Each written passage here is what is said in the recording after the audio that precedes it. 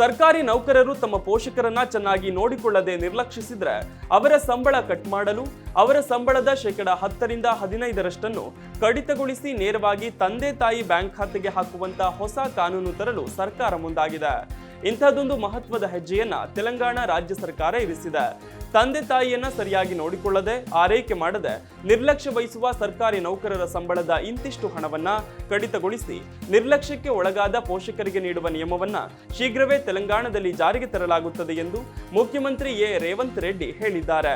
ಹೊಸದಾಗಿ ಆಯ್ಕೆಯಾದ ಸರ್ಕಾರಿ ಉದ್ಯೋಗಿಗಳಿಗೆ ನೇಮಕಾತಿ ಪತ್ರಗಳನ್ನು ಹಸ್ತಾಂತರಿಸುವ ಸಂದರ್ಭದಲ್ಲಿ ಮಾತನಾಡಿದ ತೆಲಂಗಾಣ ಸಿಎಂ ರೇವಂತ್ ರೆಡ್ಡಿ ಇಂಥದ್ದೊಂದು ಮಹತ್ವದ ಘೋಷಣೆ ಮಾಡಿದ್ದಾರೆ. ನಾವು ಒಂದು ಕಾನೂನನ್ನ ತರುತ್ತಿದ್ದೇವೆ. ಸರ್ಕಾರಿ ನೌಕರರು ತಮ್ಮ ಪೋಷಕರನ್ನ ನಿರ್ಲಕ್ಷಿಸಿದ್ರೆ ಸಂಬಳದ 10ರಿಂದ 15% ಕಡಿತಗೊಳಿಸಿ ಪೋಷಕರ ಬ್ಯಾಂಕ್ ಖಾತೆಗೆ ಜಮಾ ಮಾಡಲಾಗುತ್ತದೆ. ಶಾಸನದ ಕರಡು ಪ್ರತಿಯನ್ನು ರಚಿಸುವವರು ನೀವೇ.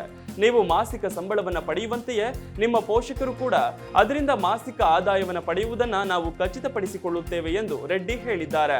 ಸಮಸ್ಯೆಗಳೊಂದಿಗೆ ಅಧಿಕಾರಿಗಳನ್ನು ಸಂಪರ್ಕಿಸುವ ಜನರ ಬಗ್ಗೆ ಸಹಾನುಭೂತಿಯಿಂದ ವರ್ತಿಸುವಂತೆಯೂ ಸರ್ಕಾರಿ ನೌಕರರಿಗೆ ಅಧಿಕಾರಿಗಳಿಗೆ ಕಿವಿ ಮಾತು ಹೇಳಿದ್ದಾರೆ. ಈ ಹೊಸ ನಿಯಮದ ಜಾರಿಗಾಗಿ ಶಾಸನವನ್ನು ರೂಪಿಸಲು ಅಧಿಕಾರಿಗಳ ಸಮಿತಿಯನ್ನ ರಚಿಸುವಂತೆ ರೇವಂತ್ ರೆಡ್ಡಿ ಮುಖ್ಯ ಕಾರ್ಯದರ್ಶಿಗೆ ಸೂಚಿಸಿದ್ದಾರೆ.